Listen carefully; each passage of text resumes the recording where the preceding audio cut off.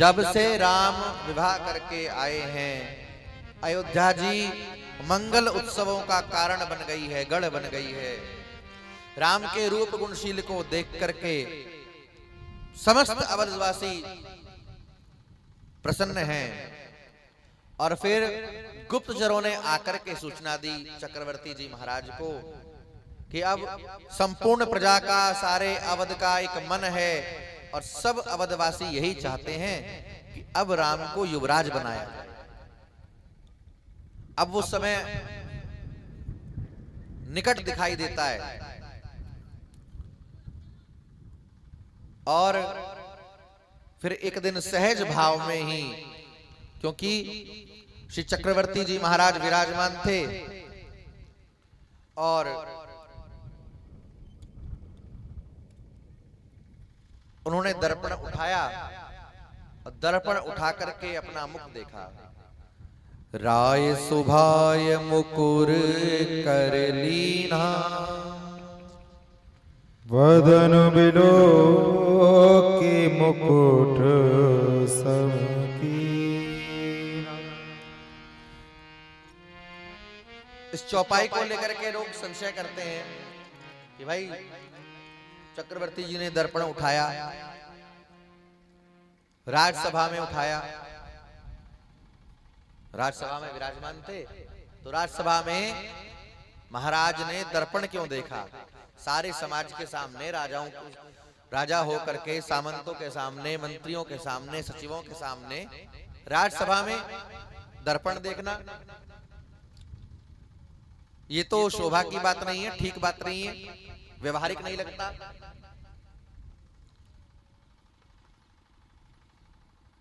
भाई समाज बैठा हो और कोई उठा करके दर्पण देखने लगे, शीशा देखने लगे, तो लोग हंसी करेंगे कि नहीं कि अरे इतने लोग बैठे हैं और देखो दर्पण देख रहे हैं, शीशा देख रहे हैं, अजीब बात है।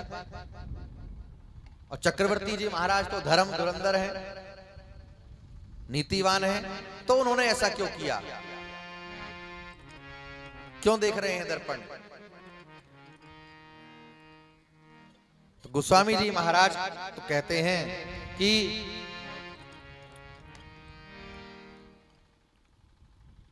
राजसभा में दशरथ जी ने दर्पण देखा, तो वो दर्पण जो है, इसीलिए गोस्वामी जी ने ये जो दोहा लिखा था ना, निज मन मुकुर सुधार, मन रूपी दर्पण चक्रवर्ती जी ने, दशरथ जी ने सामान्य दर्पण उठा करके नहीं देखा सभा में, शीशा उठा करके देखने लगे, वाह अभी तो हम जवान हैं। मन रूपी दर्पण देखा उन्होंने, और मन रूपी दर्पण को देख करके, मन रूपी दर्पण में क्या देखा? जो गुप्तचरों से सूचना आई थी कि अब प्रजा चाहती है कि राम युवराज हो, मन में विचार किया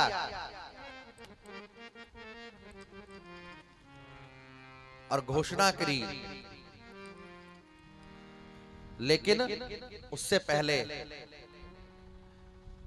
गोस्वामी जी कहते हैं कि दर्पण में देखा चक्रवर्ती जी ने, तो दर्पण में उन्हें अपने कान के पास भयसित केसा, श्वेत केश दिखाई दिए, सफेद बाल दिखाई दिए। तो हवा जो है, श्वेत केश दिखाई दिए। अब वर्तमान में तो छोटे छोटे बच्चों के हैं, लेकिन जिस समय की ये बात है, उस समय में श्वेत केश का अर्थ यही लगाया जाता था कि अब अवस्था जो है वो ये कह रही है कि अब राज्य छोड़ दिया जाए, समर्पित कर दिया जाए। तो मानो वृद्धावस्था ने कान पर आकर के चक्रवर्ती जी महाराज से कहा कि राज्य लक्ष्मी अब राम को दे दीजिए। और मन रूपी दर्पण में विचार करके गोस्वामी जी महाराज कहते हैं, श्री चक्रवर्ती जी महाराज ने ये निर्णय लिया कि अब राम को युवराज बनाया जाए। और गुरुदेव भगवान वशिष्ठ से विचार विमर्श किया है। गुरुदेव, मेरे मन में ऐसा विचार है, एक अभिलाषा उठी है और पूरी होगी तो आपकी कृपा से। पूजहि नाथ अनुग्रह तोरे, आपकी कृपा से होगी। क्यों? क्योंकि ये जो बहुएं आई हैं ये भी आपकी कृपा से आई हैं। विश्वामित्र को तो मैं नहीं देता, अगर आप नहीं आते, वशिष्ठ जी नहीं आते तो चक्रवर्ती जी महाराज देते नहीं, मना कर रहे थे स्पष्ट। सब सुत प्रिय मोहि प्राण की नाई, लेकिन राम देत नहीं बनत गुसाई। वशिष्ठ जी ने आके समझाया, तब जाकर के विश्वामित्र को बेटे दिए, सौंपे। तो जैसे आपकी कृपा से वो कार्य संपन्न हुआ, ऐसे ही ये एक और अभिलाषा मेरे मन में आई है, ये भी आपकी कृपा से पूरी हो जाए। अब मैं चाहता हूं कि नाथ राम करिए जुबराजू, कहीं कृपा करी करी समाजू। आपकी कृपा हो जाए तो तैयारी कर ली जाए युवराज बनाने के लिए।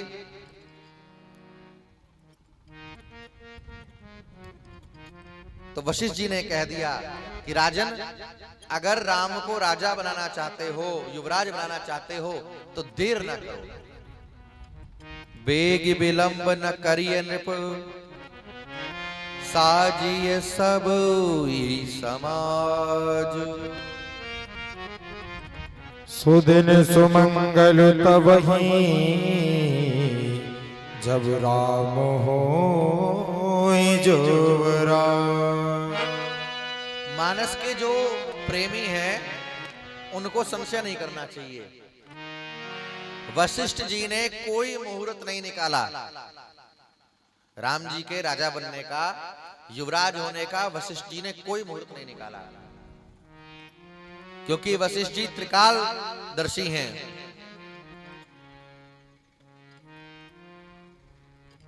वशिष्ठ जी ने इतना ही कहा कि वही दिन मंगल का होगा, वही दिन अच्छा होगा, वही मुहूर्त शुभ होगा जब राम राजा होंगे। ये नहीं कहा कि कल बना दो, इतना जरूर कहा कि जल्दी करो। और जल्दी क्यों करो? जल्दी इसलिए करो कि हो सकता है जो भावी है वो टल जाए।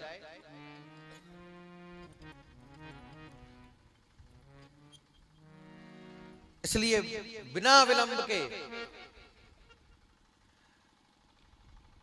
मुझे तो लगता है कि बिना विलंब इसीलिए कहा होगा वशिष्ठ जी ने, उसका अर्थ ये होगा कि तुम अभी बना दो, तुरंत, देर ना करो। हाँ, बेगी विलंब ना करिए। अब गोस्वामी जी दोनों बात लिख रहे हैं, बेगी जल्दी करो, देर मत करो। बात तो एक ही है भाई, देर मत करो मतलब जल्दी कर दो, और जल्दी करो मतलब देर मत करो। तो गोस्वामी जी दोनों बात लिख रहे हैं, बेगी करिए मतलब जल्दी करो, और विलंब न करिए, देरी मत करो। वशिष्ठ जी का तो मत है कि तुरंत अभी इसी घड़ी इसी पल उठो सिंहासन से, मुकुट रखो राम के सिर पर। लेकिन होई है सोई जो राम रचि राखा, को करि तरक बढ़ावे साखा। होई है सोई जो राम रच राखा, को करि तरक बढ़ावे साखा।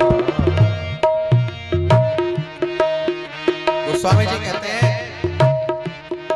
होगा तो वही जो राम जी चाहेंगे, और राम जी तो निश्चित कर चुके हैं। अच्छा, जब आपने विचार कर लिया कि राम जी को युवराज बनाना है, राजा बनाना है, फिर पंचायती क्यों? जो पाचे मत लागे निका, अरे पंचों को ठीक लगे तो।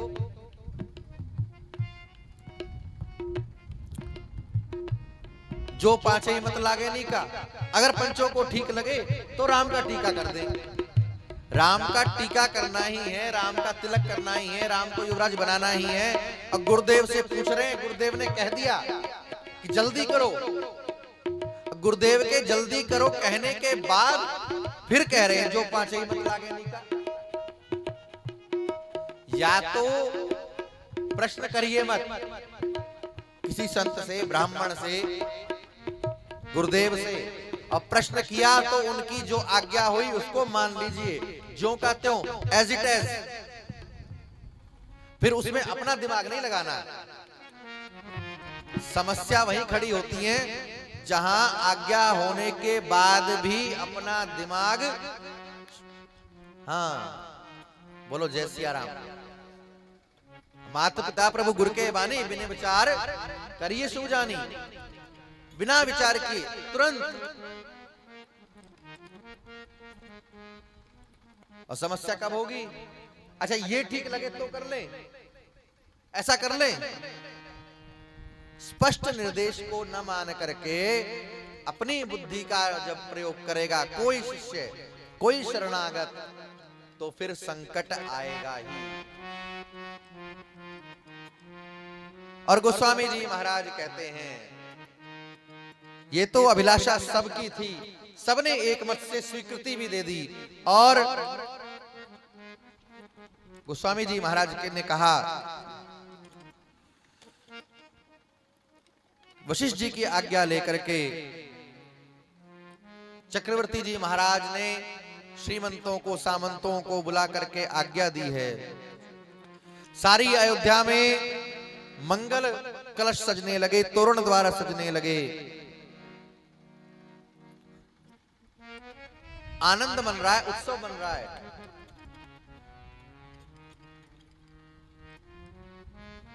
गली गली मंगल वाद्य बजने लगे। मंथरा ने जब ये सब सुना तो गोस्वामी जी महाराज कहते हैं, नाम मंथरा मंदमती चेरी के कई के। मंथरा नाम की मंदमती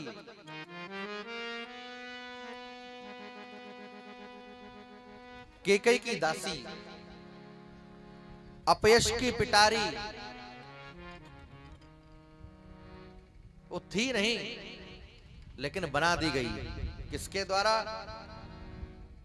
गई गिरा मति फेर। जब अवध में मंगल गान होने लगा कि राम राजा बनाए जाएंगे, राम युवराज बनेंगे, उसी समय देव समाज में खलबली मच गई।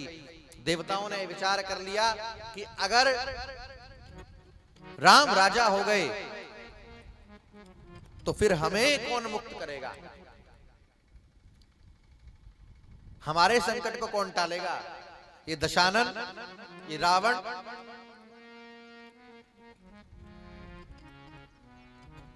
जो मुसीबत बना हुआ है, अवतारी राम जी का हुआ, हमारे निवेदन करने पर, हमारे प्रार्थना करने पर कि संकट हरेंगे और राजा बनाए जाएंगे, फिर तो जाने कितनी लंबी प्रतीक्षा करनी पड़ेगी। बरसों की प्रतीक्षा आज के दिन तक करी, अब आज से फिर एक नई प्रतीक्षा शुरू हो जाएगी। लेकिन कौन जाएगा? एक मत होकर के देवताओं ने शारदा को कहा। शारदा ने विचार किया, ये काम मैं कर सकती हूं, लेकिन इस कार्य को करने के बाद केवल मंथरा ही कलंक का कारण नहीं बनेगी, मंथरा को ही कलंकिनी नहीं कहा जाएगा, और केकई ही अपयश नहीं लेगी। मैं शारदा हूं, श्वेत वर्ण है मेरा, श्वेत वाहन है मेरा, श्वेत श्रृंगार है मेरा, लेकिन अवध में जाकर के राम के राजा होने के मंगल उत्सव में बाधा पैदा करके, विकार पैदा करके उन्हें वन की ओर भेजने का कारण बन करके, मति को फेर के, गति को फेर करके अपयश का एक टीका तो मुझे भी लगेगा, कलंक का एक टीका तो मुझे भी लगेगा। और सच मानिए आज भी राम के जो अनुयायी हैं, रामानंद संप्रदाय के जो वैष्णव हैं, वो सरस्वती की उपासना नहीं करते, सरस्वती को नहीं मानते। कह देते हैं कि सरस्वती ने तो मूल में आकर के राम जी को वनवास दिलाया। गोस्वामी जी महाराज कहते हैं, ये मंथरा थी तो स्वभाव से कुटिल, लेकिन इतनी नहीं थी, ऐसी नहीं थी। भले ही इसका निवास ऊंचे महलों में था, राजभवन में था, ये केकई के साथ ही आई थी। और आई ही नहीं थी, केकई को पालने वाली ही मंथरा है। केकई की निज माता नहीं थी। जन्म के कुछ समय पश्चात ही केकई की मां का देहावसान हो गया, मृत्यु हो गई। ये धाय है मंथरा। मंथरा ने अपनी छाती का दूध पिला करके केकई को पाला।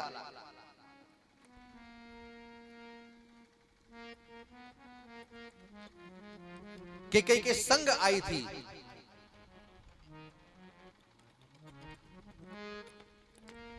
गोस्वामी जी महाराज कहते हैं, सरस्वती घूमी थी पूरे राजभवन में, महल में, अयोध्या में, गली कूचों में, अवध में, लेकिन कोई एक प्राणी ऐसा नहीं दिखाई दिया जिसकी मति को फेर सके, जिसकी मानसिकता को प्रभावित कर सके। शारदा ने मंथरा की बुद्धि को प्रभावित किया।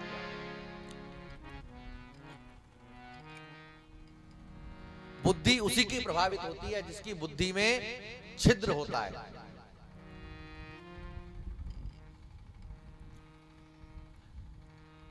एक छोटी सी चूक पूरे जीवन को नरक बना सकती है।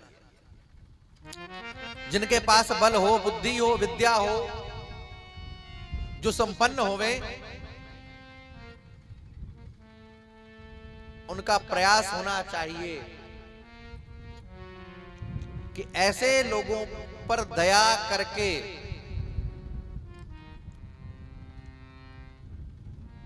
उन्हें भजन में लगावे।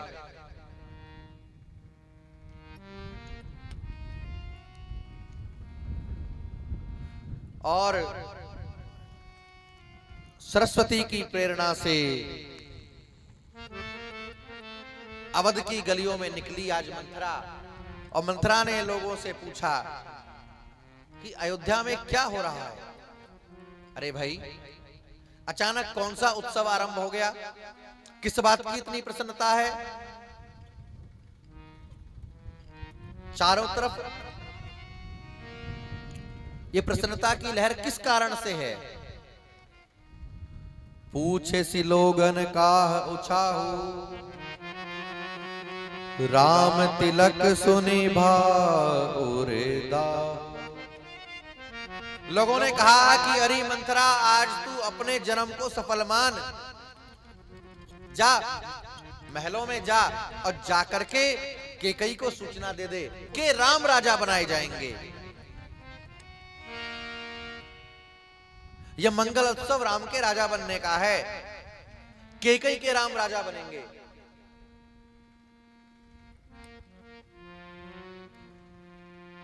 मंथरा ने सुना, लेकिन सोने भाउर दाहू।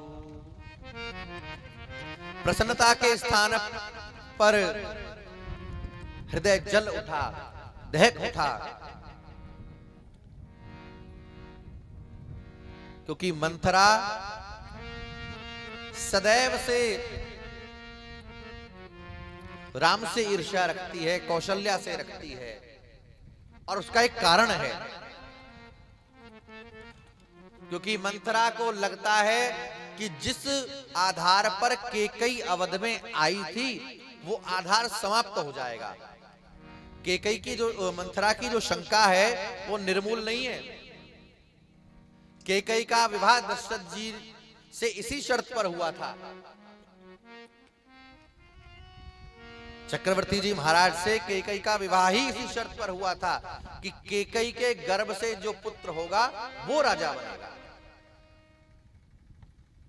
केकई के पुत्र को राजा बनाने की बात थी, तब कैकेयी नरेश ने विवाह किया था केकई का, ये वचन लेकर के, सौगंध लेकर के। लेकिन दशरथ जी का झुकाव राम की ओर देख करके और राम के गुणशील स्वभाव को देख करके सदैव मंथरा के मन में था कि ऐसा ना हो कि राजा का मन पलट जाए। और आज जब अपनी उस आशंका को मंथरा ने सत्य सिद्ध होते देखा तो उसका हृदय दहक उठा। सारा दोष मंथरा को नहीं दिया जा सकता, सारा दोष केकई को नहीं दिया जा सकता।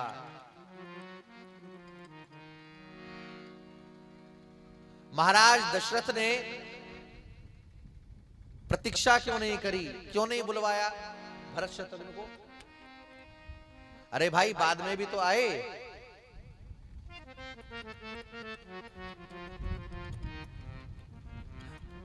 बुलवाना चाहिए था, प्रतीक्षा करनी चाहिए थी, नहीं बुलवाया। भेज करके ही निर्णय क्यों लिया? क्योंकि चक्रवर्ती जी दशरथ जी भी डरते थे। केकई कोई सामान्य महिला नहीं है कि बस एक रानी है केकई। केकई का चरित्र कोई पढ़े, अयोध्या में पत्ता नहीं हिलता केकई की बिना अनुमति के। हर कला में निपुण है केकई। वो युद्ध जानती है, अस्त्र शस्त्रों को चलाना जानती है, वो बड़ी गजब की सारथी है। और साहस तो उसका ऐसा है कि देवताओं की ओर से युद्ध कर रहे हैं चक्रवर्ती जी महाराज। समरांगण में, युद्ध भूमि में रथ के अश्वों को संभाल करके चलाने वाली सारथी की बड़ी जिम्मेदारी होती है। विजयश्री का तिलक लगता है राजा के मस्तक पर, लेकिन उसमें बड़ा हाथ होता है सारथी का। रथ को कहां ले जाना है, कैसे ले जाना है, और उसमें बड़ा कष्ट है। क्योंकि युद्ध करने वाला मुंह से बोल के नहीं बताता कि दाएं चलो कि बाएं चलो, इधर मुड़ो इधर मुड़ो। एक विधा है युद्ध भूमि की। जो रथी होता है, सवार होता है, वो अपने पैर का अंगूठा कमर में चुभा करके संकेत करता है कि दाएं जाना है कि बाएं जाना है, कि सीधे जाना है, कि रथ को ठहराना है। इसी विधि से महाभारत युद्ध में लिखा है कि श्री कृष्ण की कमर में घाव हो गए थे अर्जुन के पैर के अंगूठे से। तो इतना साहस भी वो रखती है, और इतनी बड़ी साहसी है कि रथ का पहिया उसकी कील निकल गई तो अपनी उंगली को उसने कील की जगह रख दिया। महाराज को विजयश्री दिलवाई दशरथ जी को। वो राजनीति जानती है। अयोध्या में जब कोई बड़ी समस्या होती है और कई चुटकियों में समाधान कर देती है। प्रजा की खुशहाली का, सुखहाली का, उनके हर्ष का,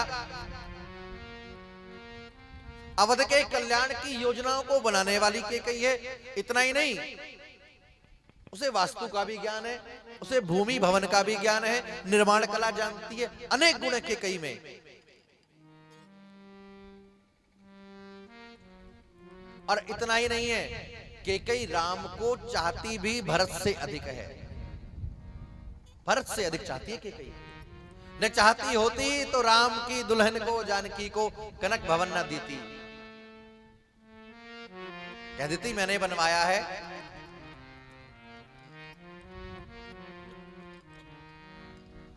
दौड़ करके आई थी मंथरा।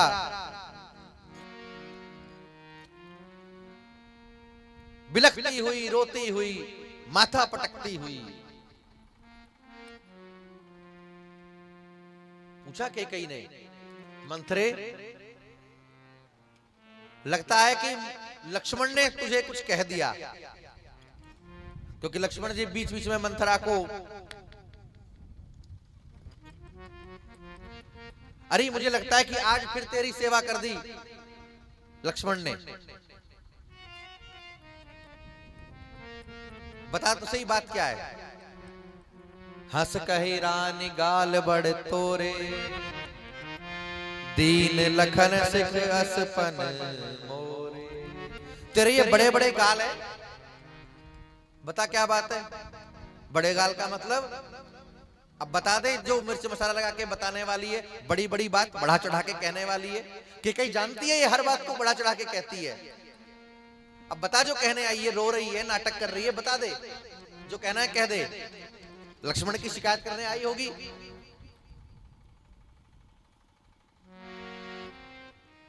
लेकिन मंथरा नहीं बोली, और कैकेयी ने मंथरा के दोनों कंधों को पकड़ करके झकझोरा कि बोलती क्यों नहीं है, क्या बात है। इतने शोक में डूबा हुआ तुझे नहीं देखा, इतनी गहरी सांसें भर रही है, कोई सामान्य बात नहीं है। अरे लक्ष्मण तो हंसी में, परिहास में उसका तो स्वभाव है, लेकिन आज तेरी दशा देख करके लगता नहीं। बात क्या है, वास्तविकता बता, सत्य बोल। और तब बोली है मंथरा, राम ही छाड़ कुशल के ही आजो, जे ही जनेस दे जुबरा। कैकेयी राम को छोड़ करके अयोध्या में किसी का कुशल नहीं है, कोई सुखी नहीं हो सकता, किसी का मंगल नहीं है। अरे वही खुश होगा ना, युवराज का पद दिया जा रहा है। गोस्वामी जी महाराज कहते हैं,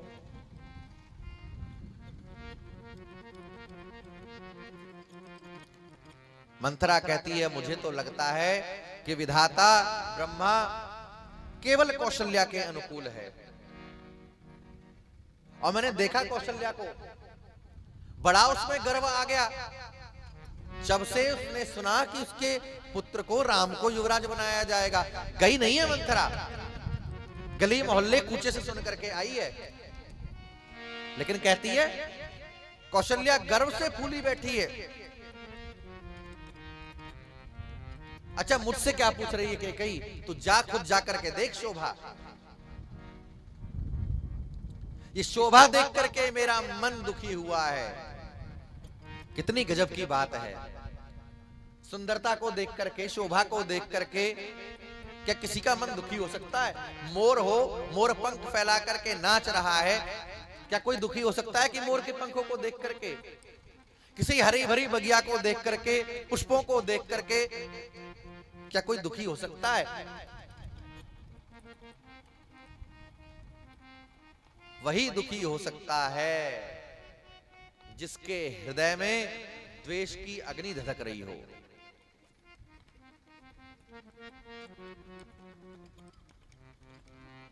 और डांट दिया कैकेयी ने मंथरा को, कहा कि मंथरा तू होश में नहीं है, क्या बात कह रही है?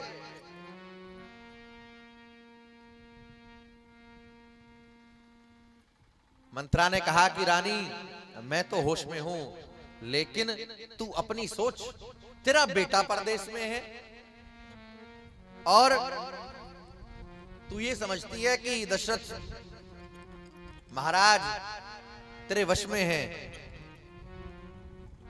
इसी चक्कर में तू पलंग तोड़ती रहती है दिन रात। नींद बहुत प्रिय सेज तुराई।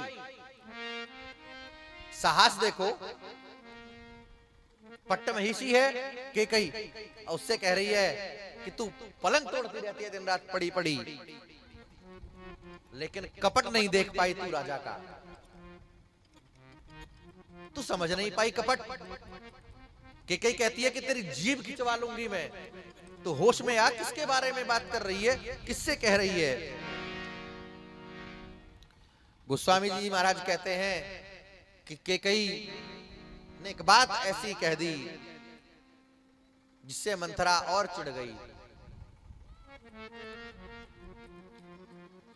काने खोरे कूबरे कुटिल कुचाली जाने, तिये बिसेखी पुनि चेरी कही, भरत मात मुस्कान। ये लक्षण कह करके मंथरा की पीठ पर कुबड़ है, ये लक्षण कह करके कि तू ऐसी है, कुबड़ है तेरे ऊपर। और ऐसे लोग तो ऐसे ही होते हैं। हंस दी कैकेयी। फिर कैकेयी ने कहा कि देख मंथरा, तू बुरा मत मान, ये तो मैंने तुझे सीख देने के लिए कहा है। देख ठीक बात नहीं है, ये अच्छी बात नहीं है जो तू कर रही है। अरे पागल, अगर तेरी बात सच है, राम तिलक जो सांच हूं काली, देहु मांग मन भावत आली।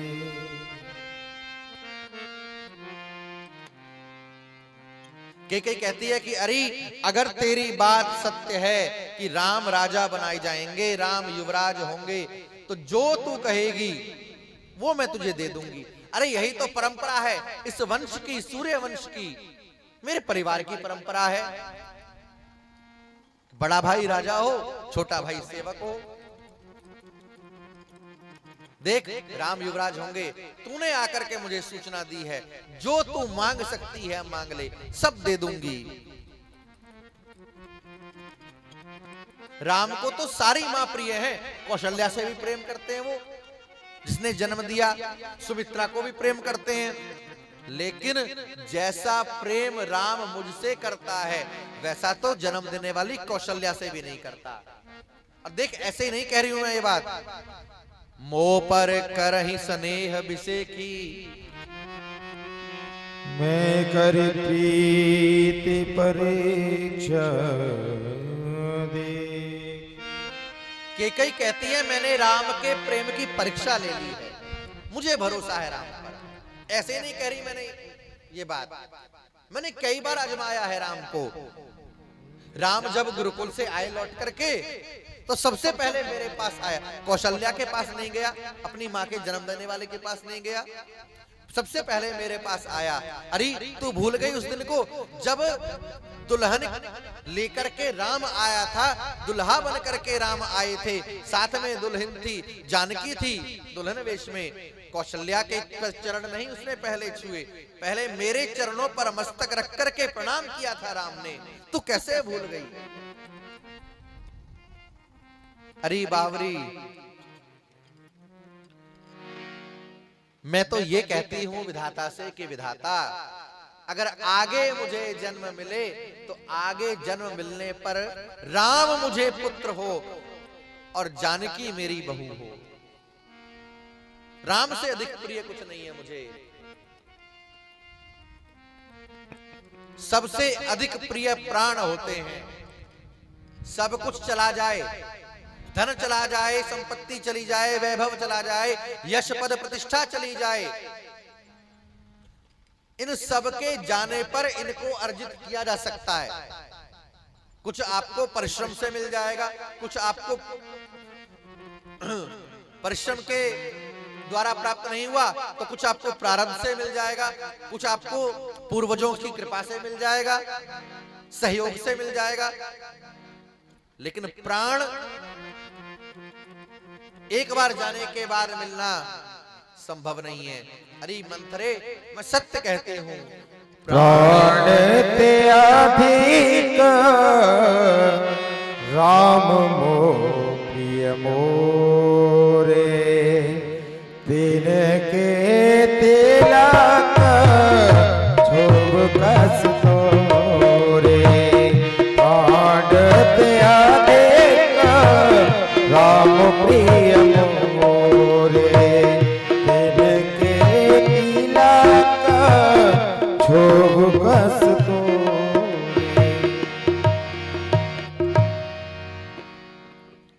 केकई कहती है ये प्रसन्नता का समय है और तू दुखी हो रही है, चल दुख को दूर कर, आंसू पोंछ। मंथरा ने कहा कि मैं क्या कहूं केकई, मेरा तो मस्तक फोड़ देना चाहिए, मेरी खोपड़ी तोड़ देनी चाहिए। अरे अच्छी बात कह रही हूं, तेरे भले की बात कह रही हूं, लेकिन इतना चेताने पर, इतना जगाने पर भी तेरी बुद्धि नहीं जाग रही। चल ठीक है, अगर तुझे ऐसा ही अच्छा लगता है, तुझे झूठी बात प्रिय लगती है, तुझे दिखावा अच्छा लगता है, तो देख आज से मैं भी ठकुर सुहाती कहूंगी, मुंह पर बढ़िया बढ़िया बात कहूंगी, नहीं तो चुप रही आऊंगी।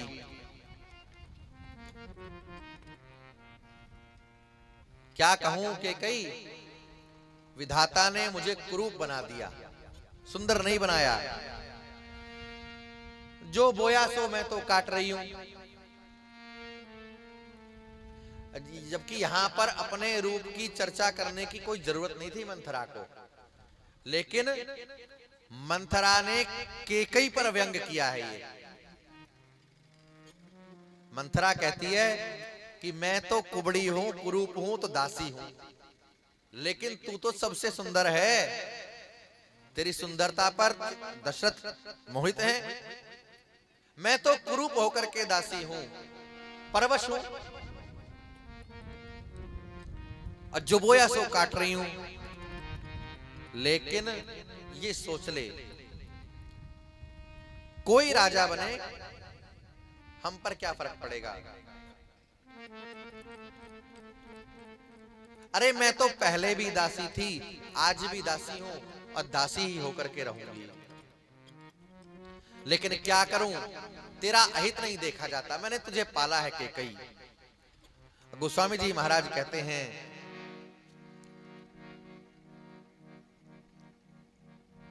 मंथरा ने अब दूसरा शस्त्र चलाया, क्रोध से काम नहीं बना, तो मंथरा ने करुणा दिखानी शुरू कर दी। मैंने तुझे पाला है, तू मुझे खराब समझती है, बुरा समझती है। अरे मैं बुरी होती तो छोटी सी थी तू, तेरी मां नहीं थी, मैंने अपनी छाती का दूध पिला करके तुझे पाला, आज तू मुझसे ऐसी बात कर रही है। तूने मेरा पहले ही नाम रख रखा है कि मैं घर फोड़ने वाली हूं, और रानी अब तो तूने स्पष्ट कह दिया केकई कि तुझे राम सीता प्रिय हैं, और अगर राम को तुम प्रिय हो तो मैं मान लूं, लेकिन ये बात पहले थी, अब नहीं है ये बात। क्यों? क्योंकि अब तो राम राजा होने जा रहे हैं, और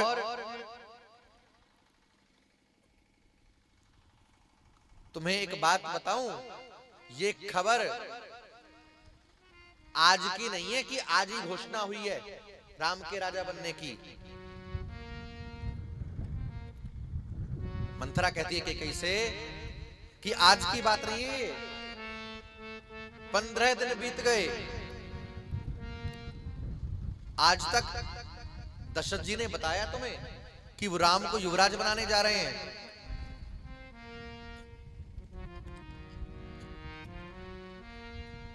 भयउ पाख दिन सजत समाजू, पूरा एक पखवाड़ा 15 दिन बीत गए, ये सब तैयारी होते होते, लेकिन तुझे कानो कान खबर हुई। और देख, अगर मैं झूठ बोलती हूं तो विधाता मुझे दंड देगा, लेकिन ये ध्यान रखना, अगर कल को राम राजा बन गए तो तुझे खाने के लिए दाना नहीं मिलेगा, तेरे लिए विपत्ति का बीज बो दिया गया कि कई, और तू अब ऐसी हो गई जैसे दूध से मक्खी, दूध में मक्खी पड़ जाए तो निकाल करके फेंक दी जाती है, अब तेरी वो स्थिति होने वाली है। अब घर से निकलेगी तू, अब भवन त्यागना पड़ेगा, तेरे अधिकार चले जाएंगे, और तो और हो सकता है कि तुझे चाकरी भी करनी पड़े। कौशल्या की चाकरी करनी पड़ेगी। तू भूल गई इतिहास को। अरे कद्रू और वनिता, गरुड़ और सर्पों की माता, सगी बहन होते हुए भी सौतिया डाह कितना था उनमें। देख, सुमित्रा तो निकली सयानी। सुमित्रा ने तो लक्ष्मण को पहले ही राम के साथ लगा रखा है, और सुमित्रा खुद लगी रहती है कौशल्या के चरणों में। लेकिन ये सोच कि अब तेरा क्या होगा। आदमी सब कुछ बर्दाश्त कर सकता है, लेकिन जब उसे ये दिखने लगे कि हमारे अधिकार समाप्त हो जाएंगे, जिसको केवल आज्ञा देने की अनुभूति हो, आज्ञा देने का अभ्यास हो, केवल हुक्म चलाने की जिसको आदत हो, और उसको अगर हुक्म सुनना पड़े, 4 बात सुननी पड़े, कोई कहे कि भाई अब तुम गए, तो ये मानव मन का सबसे नाजुक हिस्सा है। और कैकेयी के इसी नाजुक मन पर चोट करी मंथरा ने कि देख, आज तक तू राज्य करती आई है, शासन करती आई है, तेरी बड़ी पूछ थी हर बात में, लेकिन अब कैकेयी ऐसा नहीं रहेगा। मैं दासी थी, लेकिन देख मेरी गति तू जानती है, मैं तुझे दासी होते नहीं देख सकती। और गोस्वामी जी महाराज कहते हैं कि इसी बात ने कैकेयी का मन बदल दिया। इतनी सी बात ने जो मंथरा को अब तक डांट रही थी, समझा रही थी, वही कैकेयी पल भर में बदल गई कि मैं और दासी, मुझे दासी बनना पड़ेगा, मेरे अधिकार समाप्त हो जाएंगे। मैंने सदा आदेश दिए हैं, मुझे आदेश सुनने पड़ेंगे। इसी बात ने कैकेयी के मन को बदल दिया। और कैकेयी कहती है कि मंथरा, मुझे लगता है तेरी बात ठीक है, तू सच कह रही है। कई दिन बीत गए, मेरी आंख फड़क रही है, मेरी दाहिनी आंख नित्य फड़का करती है, रात में स्वप्न भी बुरे आ रहे हैं, लेकिन मैंने अज्ञानता के कारण तुझसे नहीं कहा। कौन कह रही है? कैकेयी कह रही है मंथरा से कि मैं अज्ञानी हूं, अज्ञान के कारण मैंने तुझसे नहीं कहा। अब गोस्वामी जी पहले ही घोषणा कर चुके हैं मंथरा के विषय में। मंथरा कैसी है? मंदमती। और कैकेयी बड़ी चतुर है, सयानी है, कई कलाओं को, विद्याओं को जानने वाली है। और वो किससे सलाह कर रही है? मंदमती से। कैकेयी कहती है कि देख मंथरा, मैं सब कुछ कर सकती हूं, लेकिन अपने जीते जी कौशल्या की चाकरी नहीं करूंगी, सौत की चाकरी नहीं करूंगी। रोने लगी कैकेयी। और अब मंथरा को अवसर मिल गया। मंथरा ने कहा कि देख कैकेयी, मैंने तो ज्योतिषियों से पहले ही सब पूछ लिया था, और उन्होंने कहा था ज्योतिषियों ने कि राजा तो भरत ही होंगे, लेकिन युक्ति से काम लेना पड़ेगा, बुद्धि से काम लेना पड़ेगा। गोस्वामी जी महाराज कहते हैं कि कैकेयी अचानक मंथरा के चरणों में गिर पड़ी और कहती है कि देख मंथरा, तेरे कहने से मैं कुएं में गिर सकती हूं, अगर तू कहे तो पति को छोड़ दूंगी, पुत्र को छोड़ दूंगी। अरे एक तू ही तो ऐसी है इस अयोध्या में जिसने मेरे सुख का विचार किया। समस्याएं ज्यादा इसलिए नहीं है कि दुष्ट लोग ज्यादा हैं, दुष्टों की संख्या इतनी नहीं है। समस्या इसलिए ज्यादा है कि जो सज्जन हैं उन्होंने दुष्टों के आगे घुटने टेक दिए।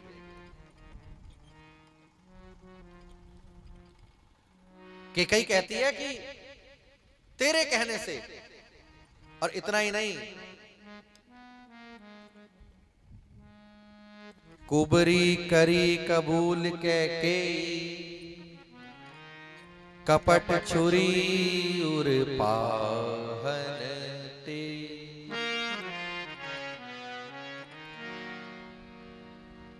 कैकेयी को बलि का पशु बना दिया आज मंथरा ने। अब मंथरा ने कहा कि देख कैकेयी, मेरे पास एक योजना है, मेरे पास एक मार्ग है। अब वो मार्ग तेरी बुद्धि के सब द्वार को खोल देगा और तुझे मेरी बात पर पक्का भरोसा हो जाएगा कि मैं ठीक कह रही हूं कि गलत कह रही हूं। तुझे याद है चक्रवर्ती जी महाराज ने युद्ध की भूमि में तुझसे 2 वरदान देने के लिए कहा था कि कहीं उठ करके खड़ी हो गई। हां मंथरा, याद है मुझे। तो एक बात बता, कितने बरस बीत गए, आज तक दिया महाराज ने कुछ? दशरथ जी ने कुछ दिया?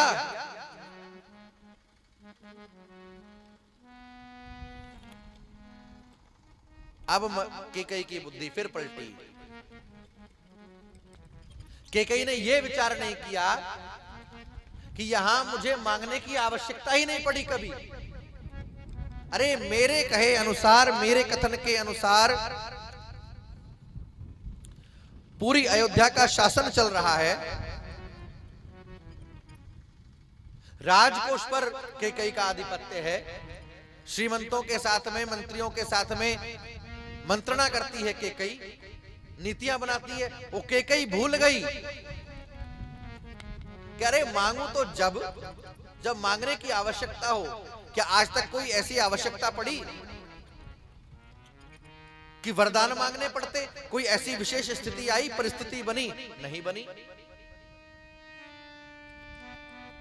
और मंथरा ने कह दिया कि तुझे नहीं दिया ना, अब इसी से तू सोच ले कि महाराज तुझसे कितना प्रेम करते हैं।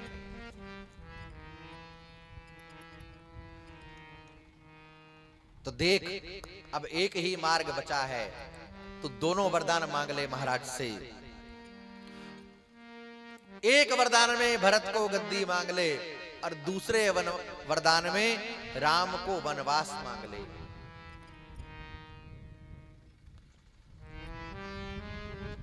और गोस्वामी जी महाराज कहते हैं, कुबरी ही रानी प्राण प्रिय जानी, बार बार बड़ी बुद्धि बखानी। तू बड़ी बुद्धिमान है मंथरा, तूने मेरा संकट हर लिया।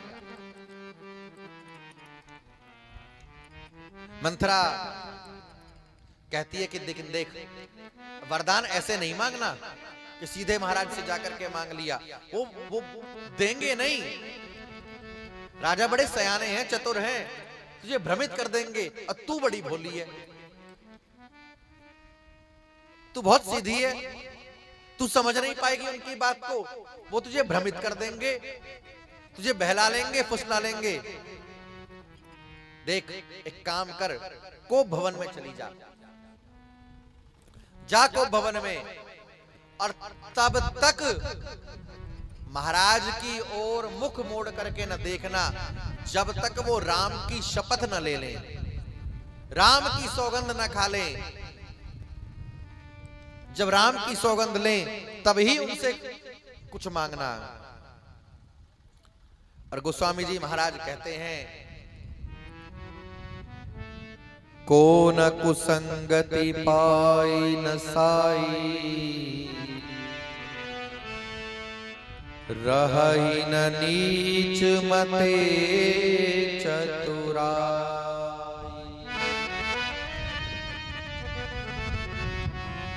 बड़े बड़े बुद्धिमान, बड़े बड़े नीतिवान, ज्ञानवान भी निम्न संग में, नीच संग में जाकर के अपनी बुद्धि का नाश कर लेते हैं। बलु भर बास नरक कर दाता। गोस्वामी जी महाराज ने कहा ना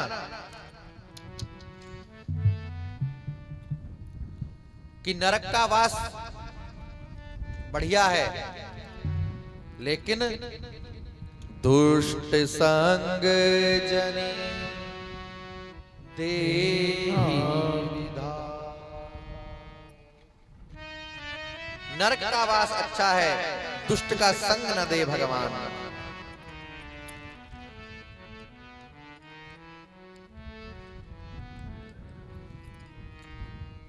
और गई थी कैकेयी के भवन में समस्त आभूषणों को त्याग करके, अपने श्रृंगार को अलंकार को त्याग करके भूमि पर पड़ गई थी। सांझ की बेला में, सायंकालीन बेला में महाराज ने प्रवेश किया था कोप भवन में, और जैसे ही सूचना मिली थी कि आज कैकेयी कोप भवन में चली गई है, महाराज का हृदय शंका से भर गया। लेकिन फिर सोचा कि कैकेयी कभी कभी प्रकट तो करती है क्रोध को, लेकिन हो सकता है कि कोई विशेष कामना हो उसके मन में। मना लूंगा मैं, मान जाती है, क्रोध तो करती है लेकिन मान जाती है। लेकिन जब कोप भवन में गए, ऐसा स्वरूप कभी नहीं देखा था चक्रवर्ती जी महाराज ने कैकेयी का, जो वेश आज बना हुआ है। बार बार महाराज दशरथ ने जाकर के कैकेयी को उठाया, बुलाया,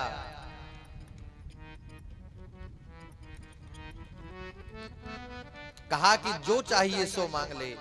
अरे किसको राजा बना दूं, किसको रंक बना दूं, तू एक बार कह तो सही।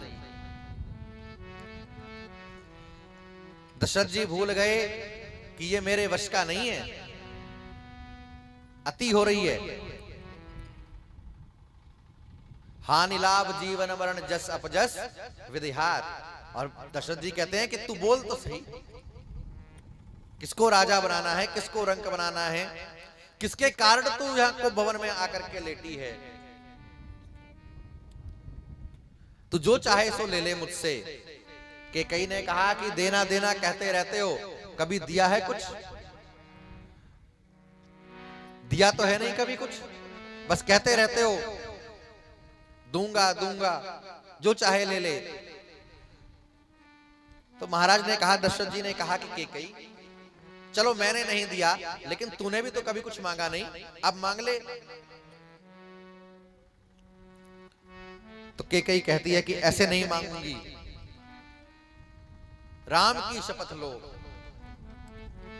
राम की सौगंध लो। लेकिन तब भी दशरथ जी नहीं चेते। क्यों? क्योंकि दशरथ जी ने तो दूसरा विचार रख लिया मन में। दशरथ जी ने यह विचार रख लिया कि कैकेयी सबसे अधिक राम को प्रेम करती है। अरे वास्तविकता थी कैकेयी सबसे अधिक प्रेम करती थी राम को, तो दशरथ जी ने यही सोचा कि सबसे अधिक प्रेम राम को करती है, इसलिए राम की सौगंध मुझसे खिलवा रही है। और सहज ही महाराज ने राम की सौगंध ले ली। उठ करके खड़ी हो गई कैकेयी, और कैकेयी ने कहा कि अब सुनो। सुनाहु प्राण प्रिय भावत जी का, प्राण प्रिय भावत जी का। सुनहु प्राण प्रिय भावत जी का, भागवत जी का। तेहु एक वर भरत ही टीका,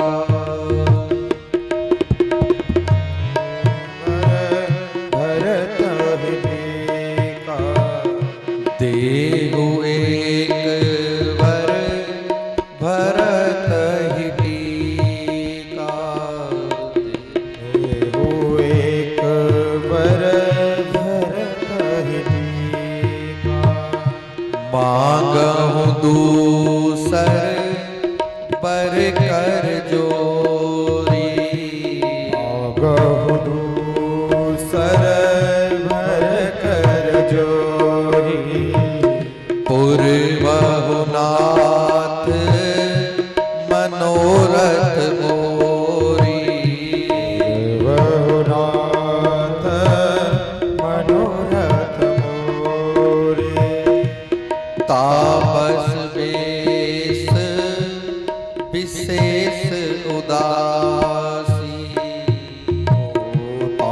तापस वेश विशेष उदासी। तापस वेश विशेष उदासी। तापस वेश विशेष उदासी। 14 बरिस राम वनवासी। 14 बरस राम वनवासी। 14 बरिस राम वनवासी। कैकई तुरंत तमक करके उठ गई और बोली कि देना चाहते हो ना, तुमने सौगंध ली है, बदलना मत अपने प्रण से। सुनहु प्राण प्रिय।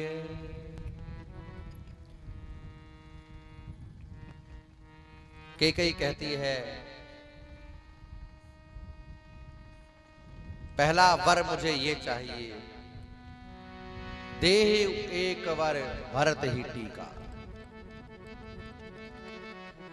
कैकई ने पहले वनवास नहीं मांगा राम को, क्योंकि कैकई के मन में भय था, कहीं पहले राम का वनवास मांग लिया तो ऐसा ना हो कि महाराज विरोध कर दें, दूसरी बात कहने का अवसर ही ना आए, सुने ही ना। इसलिए कैकई ने कहा, देहु एक वर भरत ही टीका। एक वर तो मुझे ये दे दो कि भरत का टीका हो, भरत राजा बने, भरत राजगद्दी पर बैठे। चक्रवर्ती जी महाराज ने कहा कि अरे कैकई, इतनी सी बात के लिए तू को भवन में चली आई, भरत को युवराज बनाना है, कोई बात नहीं। अरे भरत के युवराज बनने से कोई समस्या नहीं है, तू मुझसे पहले कहती, इतनी सी बात के लिए को भवन चली आई। कैकई ने कहा कि महाराज मेरी बात पूरी हो जाने दीजिए, मेरे 2 वरदान हैं, ये मैंने पहला मांगा है, दूसरा वरदान कैकई ने मांगा, तापस वेश विशेष उदासी। 14 बरिस राम। 14 बरस राम वनवासी।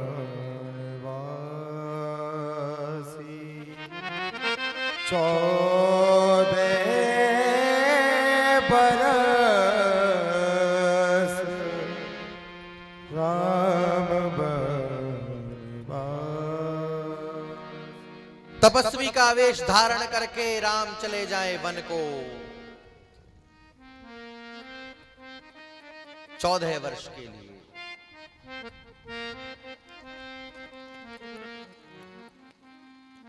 राजा के वेश में नहीं, राजकुमार के वेश में नहीं, तापस वेश, तपस्वी के वेश में।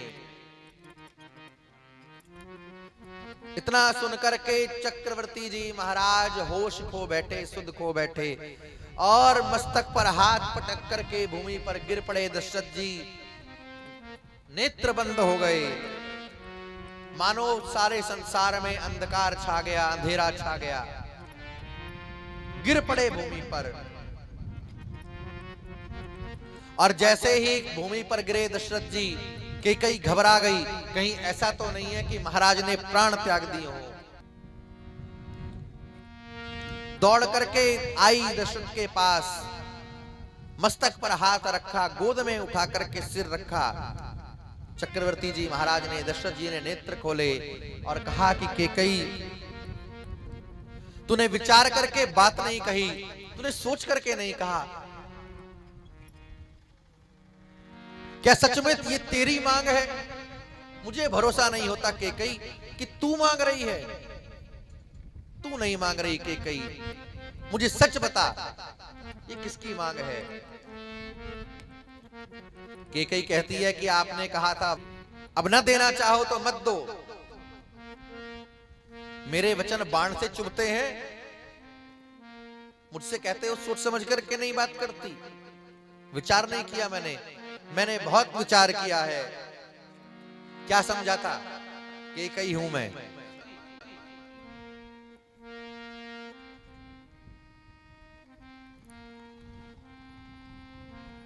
अरे मैंने तो सुना था रघुकुल रीत सदा चली आई प्राण जाई, आपके पूर्वजों की यही परंपरा है, उनकी कीर्ति का बखान करते नहीं थकते। हमारे पूर्वज महाराज शिवी ने ऐसा किया, दधीची ने ऐसा किया, बलि ने ऐसा किया, और 2 वरदान मैंने क्या मांग लिए।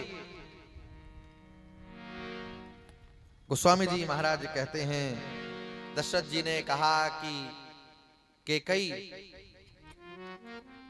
मेरे लिए राम और भरत में कोई भेद नहीं है, अरे दोनों मेरी आंखें हैं, दोनों मेरे नेत्र हैं। मैं शंकर जी की शपथ खा करके कहता हूं दोनों मुझे प्रिय हैं, लेकिन मेरे विश्वास को, मेरे प्रेम को तिलांजलि दे करके तुमने जो ये वर मांगे हैं कैकई, तुमने वर नहीं मांगे, मेरे नेत्र फोड़ दिए।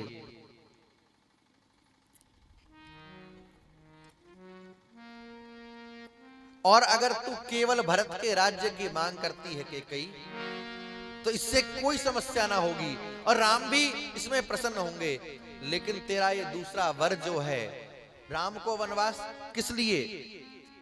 अरे आज तक तू राम की प्रशंसा करती थी, सराहना करती थी, राम पर तेरा स्नेह था। अब मुझे संशय होने लगा है कहीं तेरा प्रेम झूठा तो नहीं था।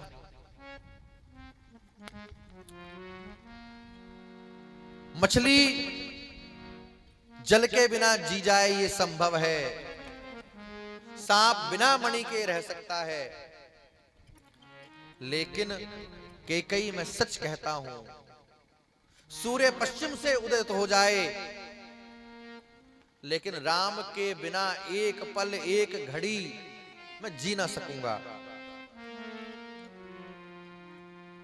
और इतना ही नहीं, जो कभी संभव नहीं था, जो नहीं होना चाहिए था, सर्व समर्थ महाराज दशरथ कैकई के चरणों को पकड़ करके बैठ गए।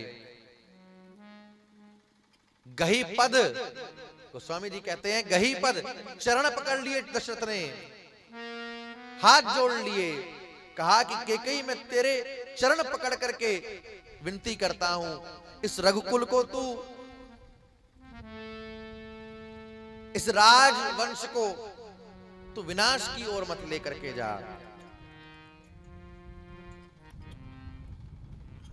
बहुत मनाया महाराज,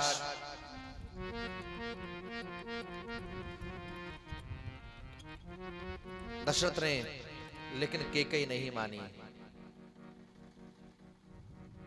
एक बात को याद रखना,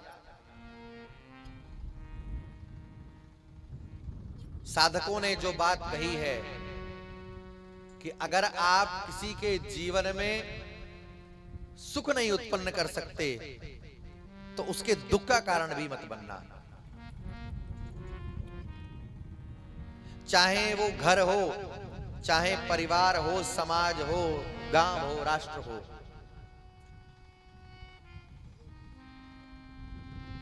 और कैकई ने तो अपने ही घर में आग लगा ली। किसके अभाव में?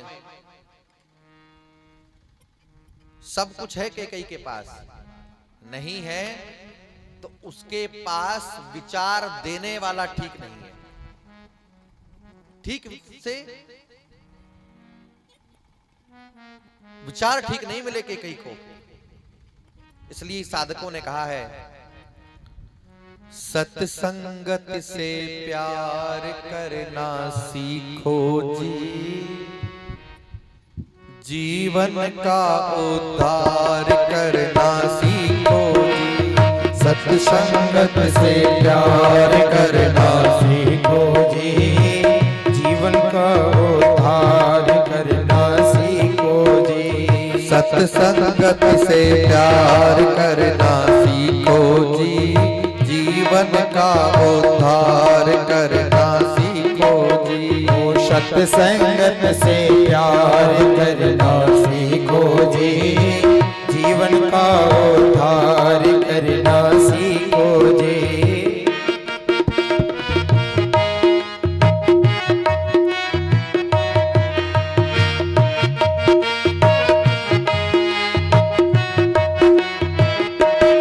आप कितने भी विद्वान हो, धनवान हो, यशवान हो, लेकिन अगर एक बार भी संगत बिगड़ी तो उस एक बार की गलत संगत का न जाने क्या असर दिल दिमाग पर हो जाएगा, पूरे जीवन की दिशा बदल सकती है।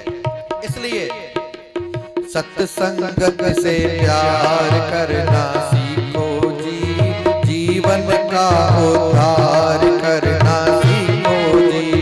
सत्संगत से प्यार करना सीखो जी, जीवन का उद्धार करना सीखो जी।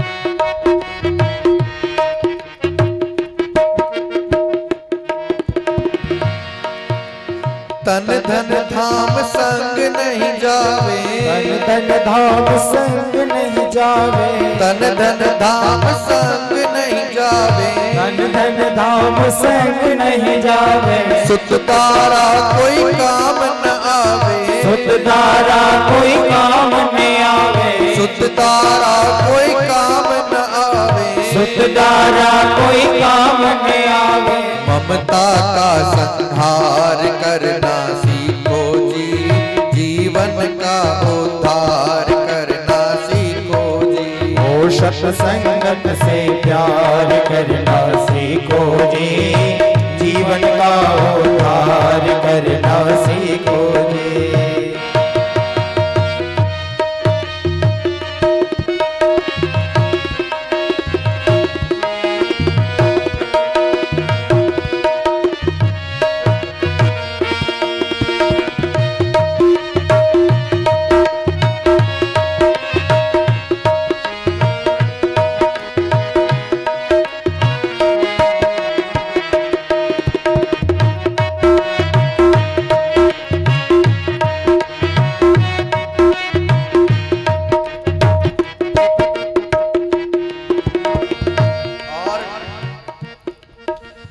यह जग मोह नींद का सपना, यह जग मोह नींद का सपना, यह जग मोह नींद का सपना, यह जग मोह नींद का सपना।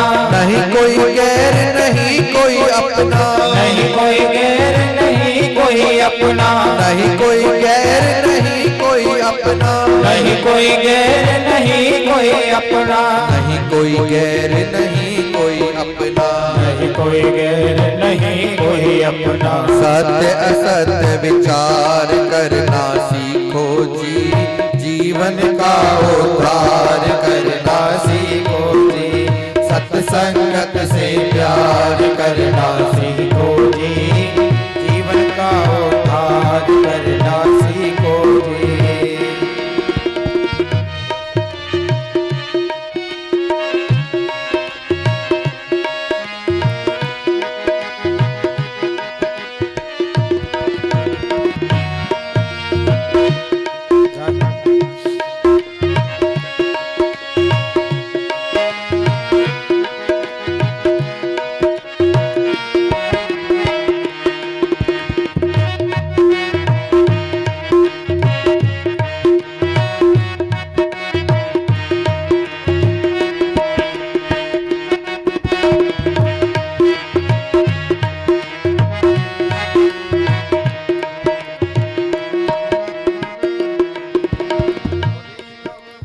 हरि का भजन नित्य प्रत कीजे, हरि का भजन नित्य प्रत कीजे, हरि का भजन नित्य प्रत कीजे, हरि का भजन नित्य प्रत कीजे, अंतःकरण शुद्ध कर लीजे, अंतःकरण शुद्ध कर लीजे, अंतःकरण शुद्ध कर लीजे, अंतःकरण शुद्ध कर लीजे। प्रभु से साक्षात्कार करना सीखो जी, जीवन का उद्धार करना सीखो जी, सत्संगत से प्यार करना सीखो जी, जीवन का उद्धार करना सीखो जी।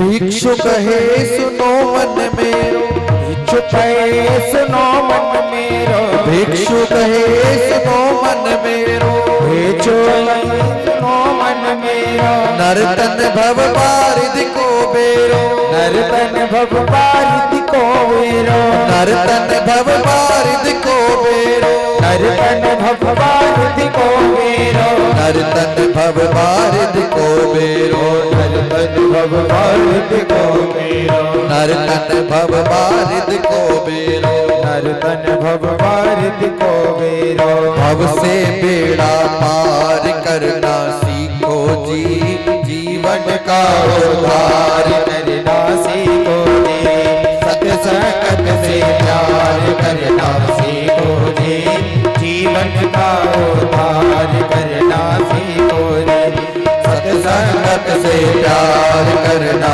सीखो जी, जीवन का उद्धार करना सीखो जी, और जीवन का उद्धार करना सीखो जी, और जीवन का उद्धार करना सीखो जी।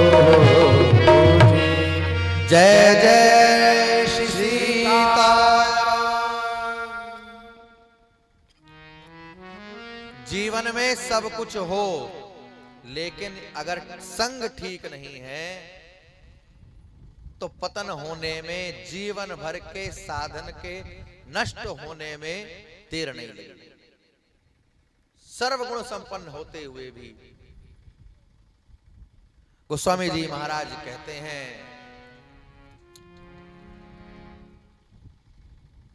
ममत्व के कारण, मोह के कारण दशरथ जी कैकेयी के अधीन हो गए और यहां तक कह दिया महाराज ने कि मैं जी न सकूंगा, मेरे प्राण चले जाएंगे कैकेयी, तुझे वैधव्य देखना पड़ेगा। पर कैकेयी नहीं मानी। रात्रि भर महाराज मूर्छित से पड़े रहे उसी को भवन में, और प्रातः काल जब सुमंत्र जी को मालूम हुआ कि आज महाराज सूर्य सिर पर चढ़ आया लेकिन अब तक नहीं जगे हैं, पहुंचे थे को भवन में सुमंत्र जी, उस भयानक महल को देख करके ही हृदय कांप गया था श्री सुमंत्र जी का। और गोस्वामी जी महाराज कहते हैं कि दशा देख करके दशरथ जी की घबराए थे सुमंत्र भी, लेकिन कैकेयी ने चतुराई से सुमंत्र से कह दिया कि जाओ, महाराज की ये दशा राम के कारण है, राम को बुला लाओ। तब आकर के पूछना, इनकी इस दशा का कारण राम है। भीड़ लगी थी राजभवन के बाहर, समस्त अवधवासियों की कि महाराज कोप भवन में हैं, रात्रि भर से महाराज नहीं निकले, सुमंत्र गए। सुमंत्र का मुरझाया हुआ कुमलाया हुआ मुख देख करके सबका संशय से हृदय कांप गया। समझा बुझा करके सबको आए थे सुमंत्र जी राम जी को बुलाने के लिए, और राम को लेकर के जब गए और राम जी ने जब उस दशा को देखा दशरथ जी की, तो राम जी ने भी प्रश्न किया कि पिताजी की ये दशा क्यों है। तो कैकेयी ने वही कहा कि राम तुम्हारे कारण है। मेरे कारण? क्यों? तुम्हारे पिताजी ने मुझे 2 वरदान दिए थे, आज मैंने वो मांग लिए। मां ऐसा क्या मांग लिया?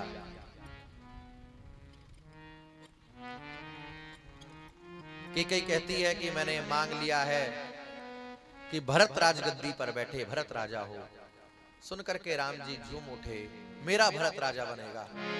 मां, मेरे मन में तो बड़ा संशय था कि मुझे अकेले को राजा बनाया जाए, मेरा तो मन यही था, लेकिन संकोचवश बड़े लोगों के सामने क्या कहता।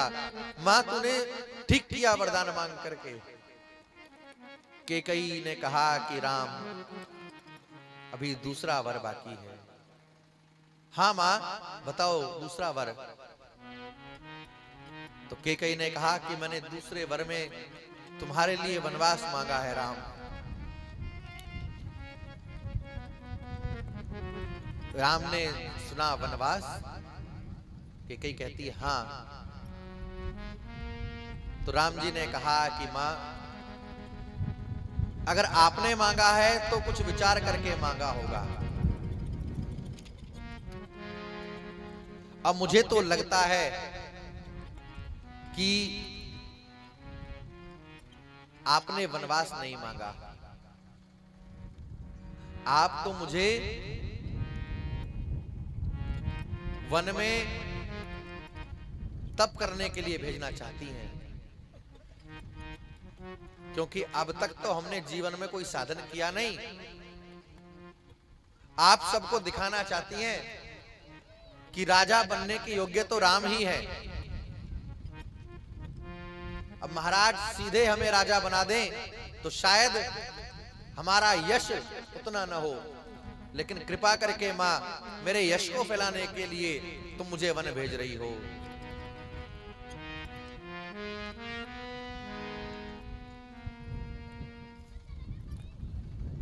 लेकिन पिताजी इतने दुखी क्यों हैं? राम जी ने पूछा कैकेयी से, क्या मुझसे कोई भूल हो गई है? मुझसे कोई अपराध हो गया है? राम की ये बात सुन करके अब कैकेयी न रुक सकी। अब कैकेयी की आंखें सचमुच प्रेम में छलकी हैं। अब तक तो द्वेष था, लेकिन जब राम जी ने कहा कि पिताजी क्यों दुखी हैं, क्या मेरी कोई भूल, मेरा कोई अपराध, मेरा कोई दोष महाराज ने देख लिया? कैकेयी सोचती है मन में कि राम का हृदय कितना निष्कपट है। मैंने वनवास मांग लिया, वन भेजने के लिए मैं तैयार हूं, लेकिन अब भी राम अपना दोष देख रहे हैं कि मुझसे कोई भूल हुई, मुझसे कोई दोष हुआ। और कैकेयी स्वयं अपने मुख से कहती है कि तुम अपराध जोग नहीं ताता, जननी जनक बंधु सुखदाता।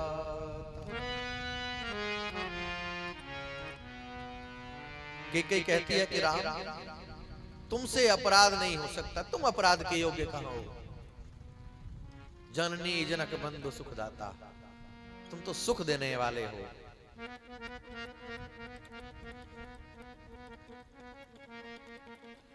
और एकमात्र तुम ऐसे हो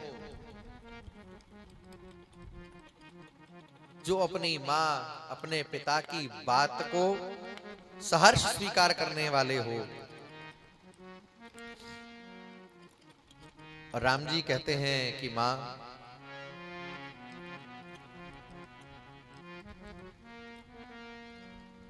मेरे लिए क्या आज्ञा है। तो कैकेयी ने कह दिया कि राम अब तुम तैयारी करो। निकले थे राम कैकेयी के भवन से और महाराज दशरथ राम राम कहते हुए बार बार उठते बार बार गिरते। गोस्वामी जी महाराज कहते हैं कि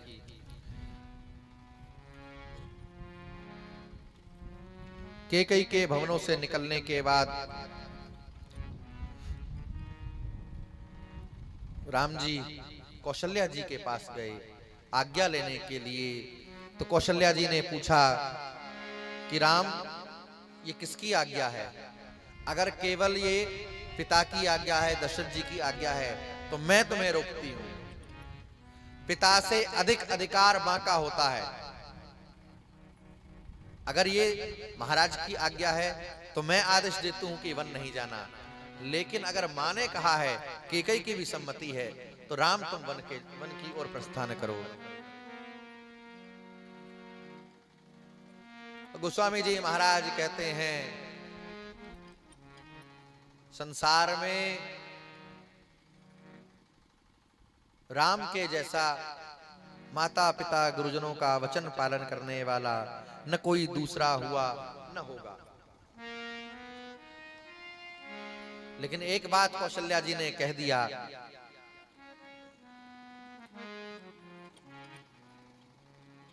कि हे राम, हे लाल जी, तुम एक प्रश्न का उत्तर देते हुए जाओ। राम ने कहा कि पूछो मां, ये बताओ कि तुम वैकुंठ का सुख छोड़ करके इस मृत्यु लोक में क्यों आए? तुम जानते थे ना कि ये दिन आएगा, और अगर आना ही था तो दशरथ के भवन में क्यों आए? और दशरथ के यहां ही आना था तो तुमने कौशल्या के गर्भ से क्यों जन्म लिया? तुम कैकेयी के पुत्र क्यों नहीं होकर के आए? अरे अगर तुम मेरे पुत्र न होते तो तुम्हें आज वन न जाना पड़ता, वन की ओर न देखना पड़ता। और जैसे ही ये सूचना पूरे राजभवन में फैली कि राम वन को जाएंगे, सीता जी अकुला करके आई थी। सीता जी ने साथ चलने का हट किया। राम जी ने बहुत समझाया कि जानकी ठीक नहीं है, लेकिन जानकी नहीं मानी। लक्ष्मण जी ने हट कर लिया कि मैं साथ जाऊंगा। लक्ष्मण जी को भी बहुत मनाया, लेकिन लक्ष्मण जी भी ना माने। और फिर कैकेयी ने वलकल वस्त्र दे दिए राम को, लक्ष्मण को, जानकी को। राम लक्ष्मण ने वलकल धारण किया है। जानकी जी लेकर के गई हैं वलकल, लेकिन भवन में जाकर के रोने लगी। कौशल्या जी ने रुदन सुना जानकी का, दौड़ी हुई आई हैं कौशल्या जी। आज छाती से लगा लिया जानकी को, कहा कि जानकी तुम वन में मत जाओ, तुम न जाओ, तुम यहीं रहो। जानकी ने कहा कि मां, मैं वन के दुख से दुखी होकर के सोच करके नहीं रो रही हूं। तो जानकी क्यों रो रही हो? जानकी कहती है कि मेरी मां सुनने से एक बड़ी भूल हो गई। मेरी मां ने, मेरे पिता ने, विदेहराज ने सब प्रकार की शिक्षा दी मुझे, लेकिन मेरी मां ये ना सोच सकी कि एक ऐसा दिन भी आ सकता है जीवन में जब मुझे वन को जाना पड़ेगा। मां, मैं ये वलकल कैसे पहनूं? मेरी मां ने कभी सिखाया नहीं।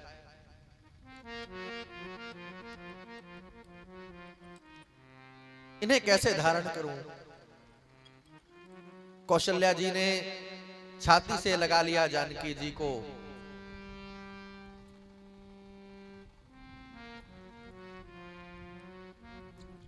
और उसी समय वशिष्ठ जी क्रोध में आकर के, आवेशित होकर के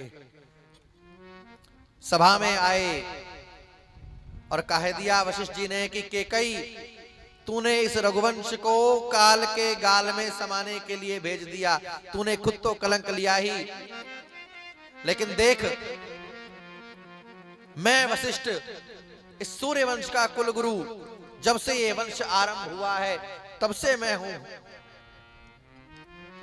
तूने वनवास मांगा राम के लिए, राम जाए वन को, मैं नहीं रोकता। राम के जी में जो आए सो करे, जानकी नहीं जाएगी। और मेरे जीते जी भरत भी राजा नहीं बनेंगे। मैं तीनों लोगों को साक्षी मान करके कहता हूं, वशिष्ठ जी महाराज कहते हैं वाल्मीकि में कि मैं शपथ लेकर के कहता हूं कि इस सिंहासन पर मैं जानकी को बिठाऊंगा, और जिसमें साहस हो वो रोक करके दिखाए। मेरे सन्मुख आए कौन आएगा। इस गर्जना को सुन करके राम जी आए हैं वशिष्ठ जी के पास और कहा कि गुरुदेव, आपका स्नेह, आपका प्रेम अपार है, लेकिन आपसे धर्म की शिक्षा पाई है। समझा दिया वशिष्ठ जी को भी। वशिष्ठ जी ने मुख फेर लिया जानकी जी को देख करके।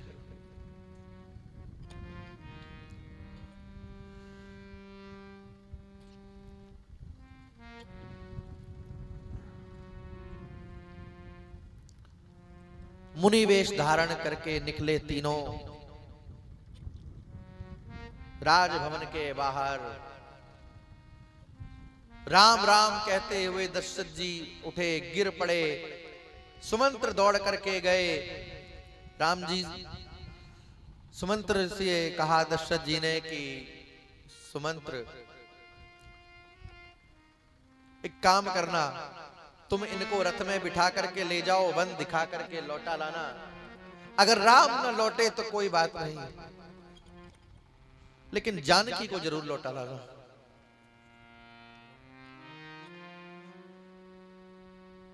मैं जनक को क्या उत्तर दूंगा, अपने पूर्वजों को क्या मुख दिखाऊंगा।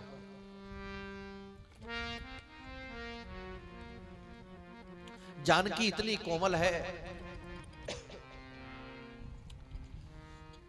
दक्षिण भारत की एक रामायण है, कंब रामायण। कंब ऋषि ने उसको लिखा। उसमें वर्णन आता है कि एक असुर अयोध्या पर बार बार आक्रमण करता था।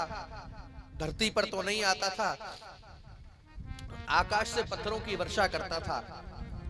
ऋषियों ने कहा कि एक अनुष्ठान करें। उस अनुष्ठान में एक दीपक, अखंड दीपक जलाया जाएगा, और जिस दिन अनुष्ठान की पूर्ति होगी, जानकी अपने हाथ से दीपक की बत्ती को बढ़ा दे, दीपक की लौ को बढ़ा दे। तो इस असुर का विनाश हो जाएगा। अनुष्ठान हुआ, खूब वेद मंत्र पढ़े गए। वो अंतिम घड़ी आई अनुष्ठान की पूर्णता की। चक्रवर्ती जी महाराज ने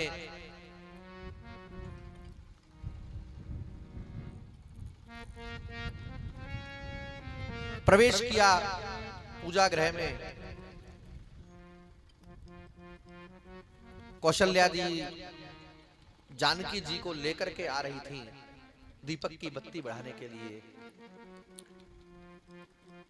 अब जब चक्रवर्ती जी महाराज ने सुना कि अपने हाथ से, बिना किसी अन्य वस्तु को स्पर्श किए, सीधे हाथ से दीपक की बत्ती को बढ़ाना है, तो दशरथ जी महाराज ने जानकी को रोक दिया।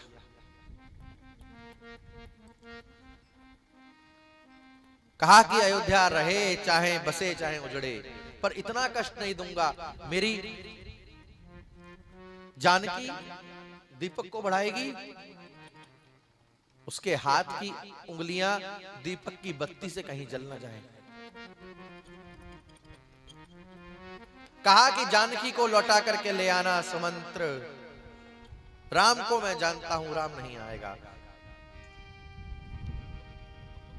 तीनों चढ़े थे रथ पर, सुमंत्र लेकर के चले, और अयोध्या का जन जन रथ के पीछे चल दिया था।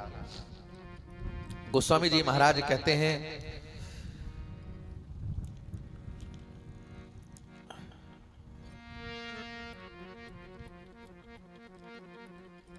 राम जी ने बहुत समझाया, लेकिन समस्त अवधवासी राम जी के रथ के पीछे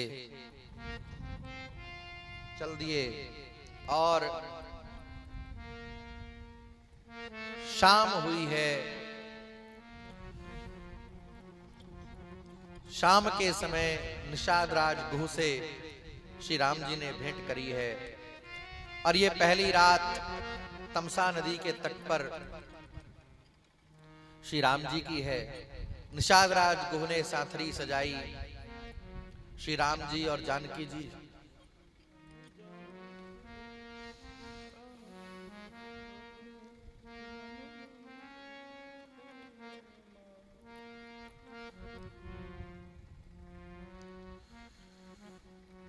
श्री राम जी और जानकी जी उस पर विराजे हैं। निषाद राज गुह चर्चा हो रही है।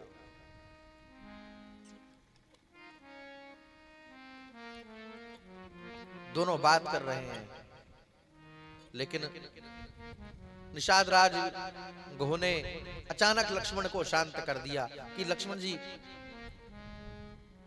जरा घड़ी भर मौन हो जाइए, लग रहा है कि कोई पुकार रहा है, किसी की पुकार है, ध्यान से सुना।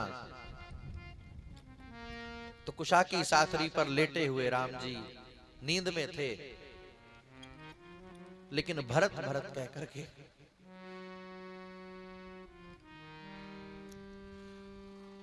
मेरा भरत सबसे मिल लिया, भरत से ना मिल सका।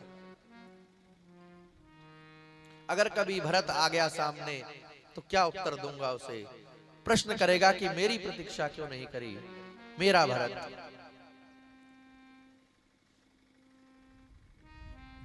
फिर चर्चा चलती है निषाद राज गुह और लक्ष्मण जी के बीच में, और निष्कर्ष उसका ये निकला कि कोई न काहू सुख दुख कर दाता, निज कृत करम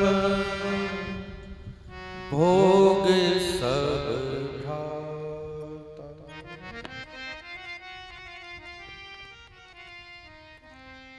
लक्ष्मण जी ने कह दिया, किसको दोष दें?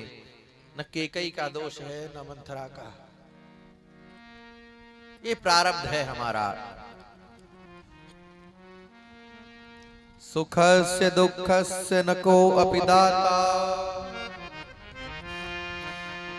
परो ददाति कुबुद्धिरेषा।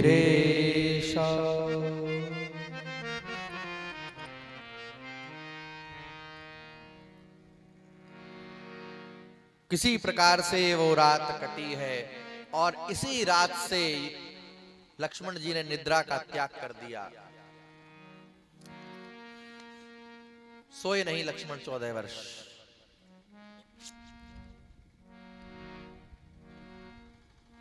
गोस्वामी जी महाराज कहते हैं कि यही संसार की सत्यता है।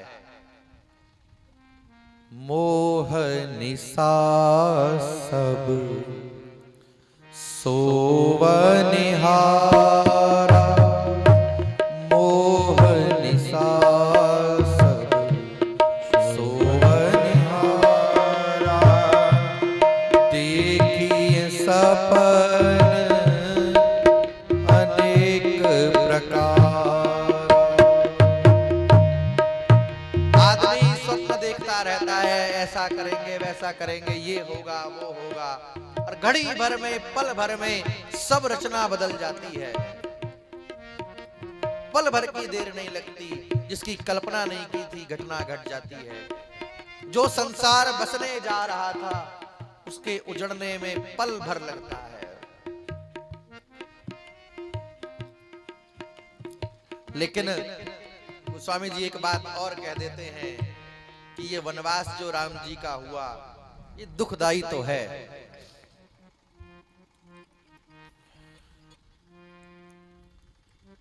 बड़ा मुश्किल है इससे निकलना।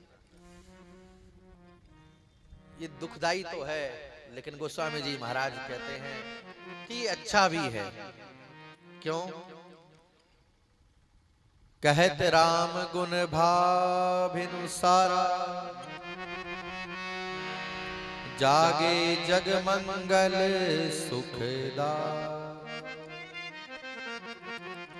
ये अच्छा इसलिए है कि राम जी अगर राजभवन से, अयोध्या से बाहर न आते तो जो न पहुंच सकते थे राम तक, उनको राम न मिले होते।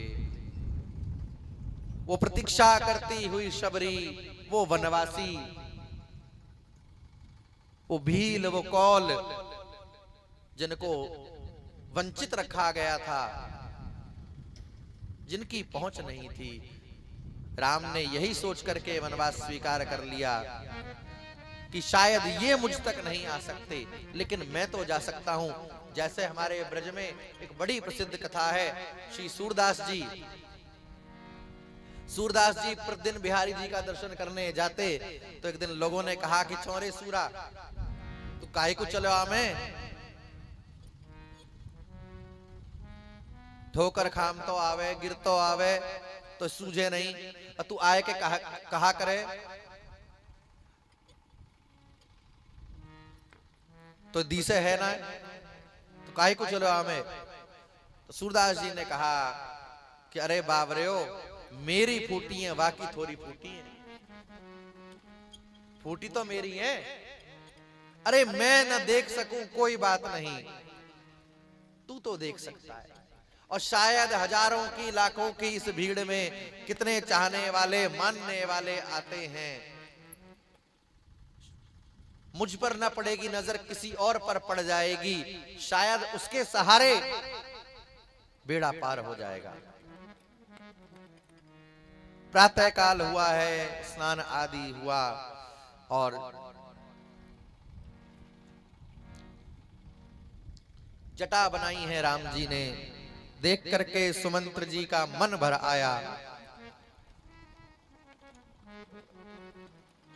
और सुमंत्र जी ने कहा कि राम अब बहुत हुआ, लौट चलो। पिताजी की भी यही आज्ञा थी, लेकिन राम जी ने कह दिया कि धर्म न दूसर सत्य समाना, आगम निगम पुराण बखाना। धर्म के मार्ग में शॉर्टकट नहीं चलता, जो जैसा है उसको वैसा मानना पड़ेगा। ये यहां शॉर्टकट नहीं चलेगा।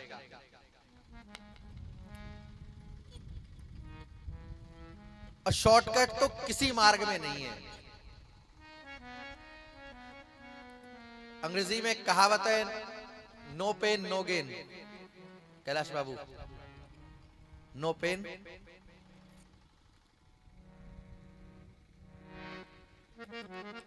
अगर आपको कुछ पाना है, सफल होना है, बड़ा होना है, तो झेलना पड़ेगा, सहना पड़ेगा। बिना सहे, बिना झेले। और कभी कभी तो ऐसा भी झेलना पड़ सकता है कि कह भी नहीं सकते, किसी से कह भी नहीं सकते।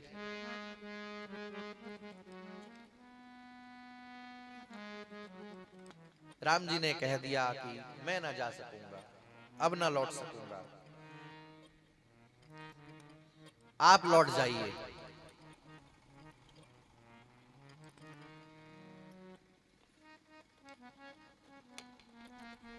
सुमंत्र जी को लौटाते हैं, लेकिन रथ के अश्व नहीं आगे बढ़ते। जैसे तैसे समझा बुझा करके भेजा है राम जी ने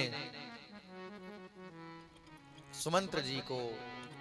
और फिर विचार कर लिया कि अब यहां ठीक नहीं है रुकना, आगे चला जाए। तो निषाद राज भू के साथ आए हैं तीर्थराज प्रयाग में, जहां श्रृंगवेरपुर है। आज भी श्रृंगवेरपुर है, और वो स्थान है जहां पर राम जी रुके थे। और वहीं पर है वर्षों से, जन्मों से प्रतीक्षा करता हुआ एक भक्त लेकर